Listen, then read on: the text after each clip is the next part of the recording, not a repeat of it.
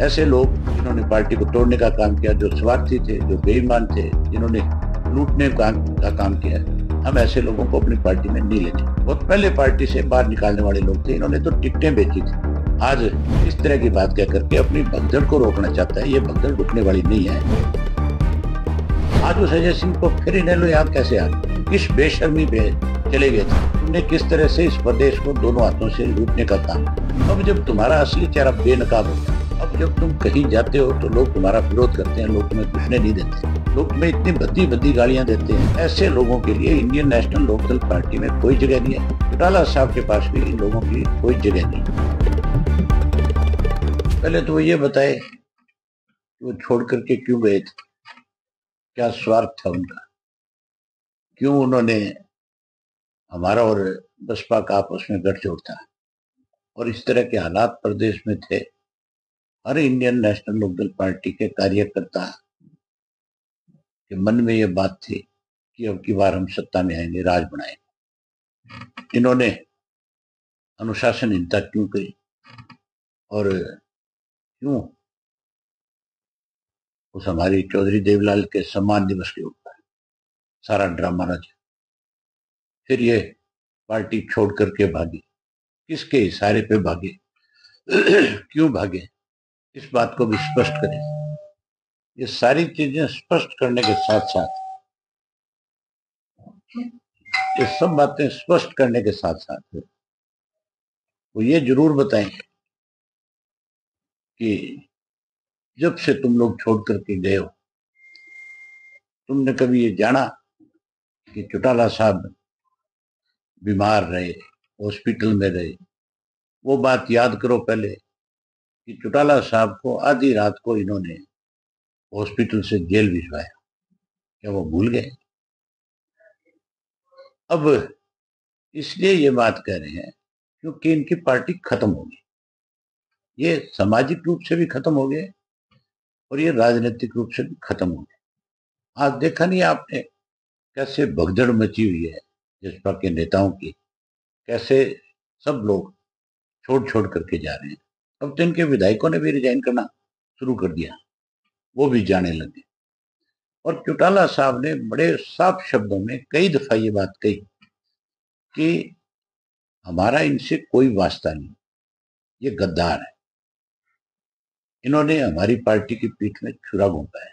चौटाला साहब के साथ इन्होंने दगा किया, धोखा किया, जिनकी वजह से इनका राजनीतिक कैरियर बना। चौटाला साहब की वजह से ही अजय सिंह एमपी बना, चौटाला साहब की वजह से अजय सिंह राज्यसभा का मेंबर बना, चौटाला साहब की वजह से एमएलए बना, उसकी वाइफ एमएलए बनी, उसका बेटा एमपी बना। ये सारी की सारी देन इंडियन नेशनल लोकदल पार्टी की थी।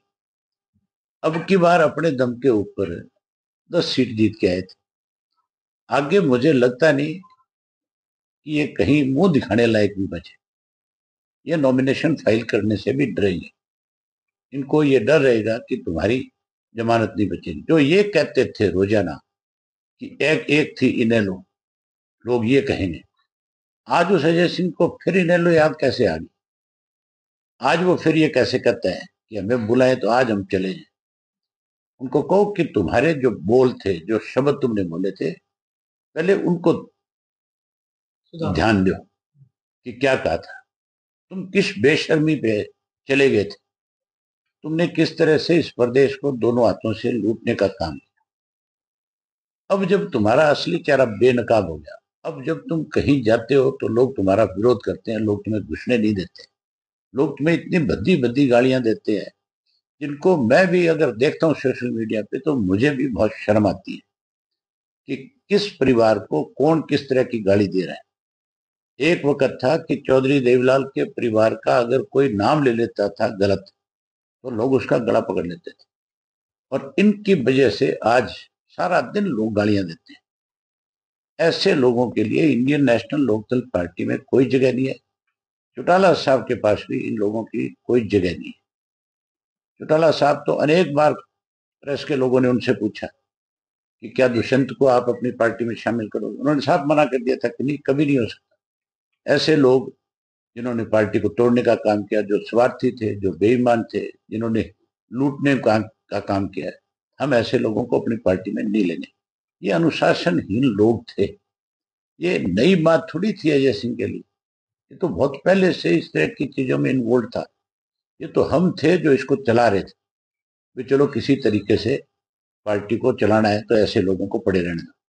ये तो बहुत पहले पार्टी से बाहर निकालने वाले लोग थे, इन्होंने तो टिकटें बेची थी।